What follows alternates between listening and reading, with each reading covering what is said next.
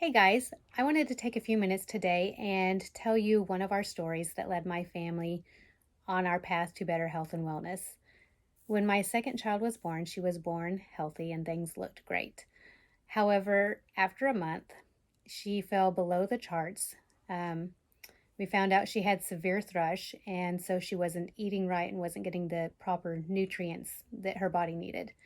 Thankfully, once we found that out, we were able to turn things around and she got better. We thought everything was good to go. We had a healthy baby girl again. However, she would still get high temps. And when I say high temps, I'm talking 104, 105 temps. So we would take her to the doctor. They would check her over.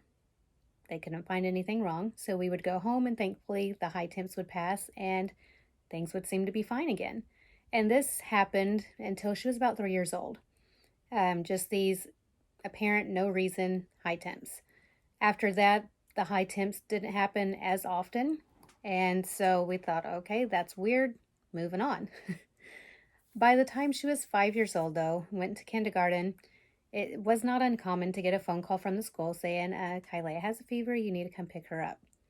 So we would pick her up, take her to the doctor. Still wouldn't really have any reason for the high fever.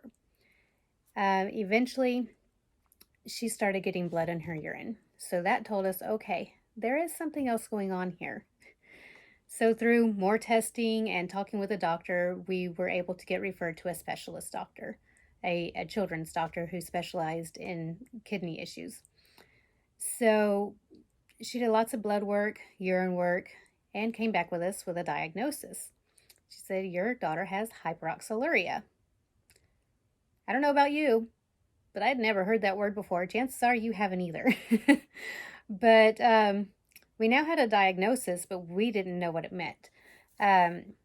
We knew that it meant she was prone to kidney stones. We didn't know for sure if she had had one or not, but she definitely was on that path. The doctor thought we could control it with diet. So that was great because we really didn't want to do medication for our daughter, especially if it meant she had to be on it her whole life. So to be able to control it with diet was huge for us. So she referred us to a dietitian. We thought, great, we know what we're dealing with now. We're going to get the help we need and things will be fine again. However, the dietitian actually did not know how to help us. She didn't work with kids a whole lot, nor had she really worked with hyperoxaluria at all. At that point in time, it wasn't very common.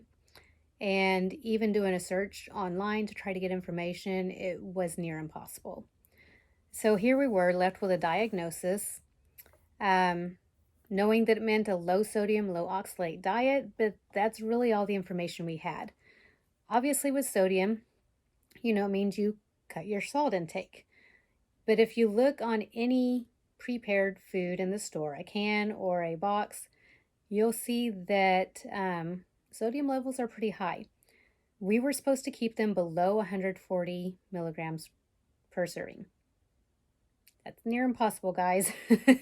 So that alone meant we needed to start making everything from scratch. At that point in time, I had a 2, a 5, and a 7-year-old, so life was about to get a lot busier. Now, the other thing we were told is low oxalate.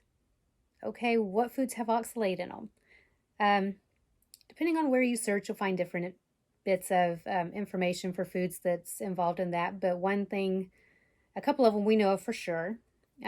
Strawberries, chocolate, those were some of her favorites. We had to cut those.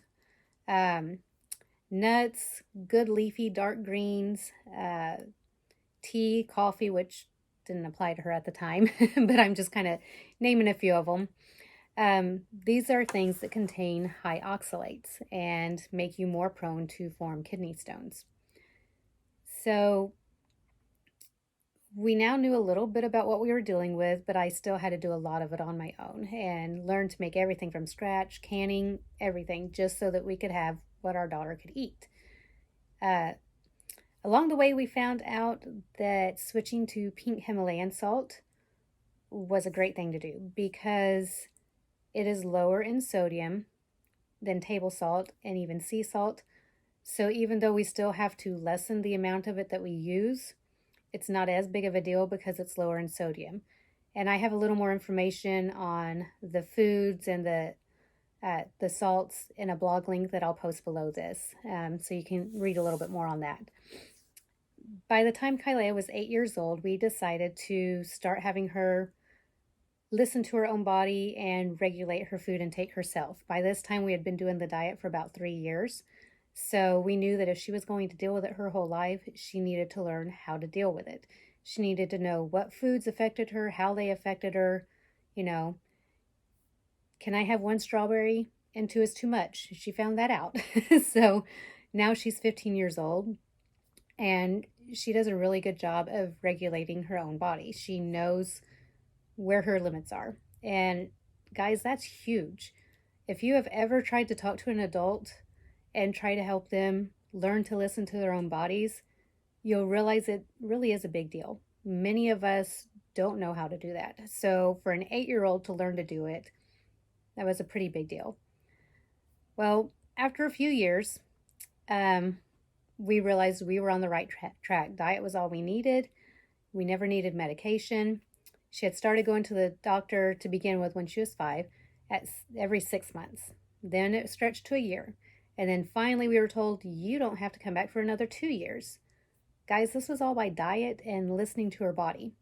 So, I don't know, as a parent, that's big news.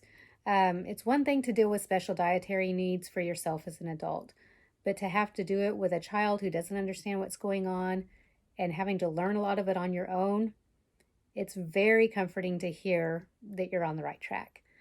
So if you guys deal with hyperoxaluria, I just want you to know there's help. It's possible. It can be a big deal, but it doesn't have to be if you can get on top of it. So if you know of anyone else dealing with this, feel free to share this video with them as well, and check out the blog link below for more information on it. And hope you guys have a great day.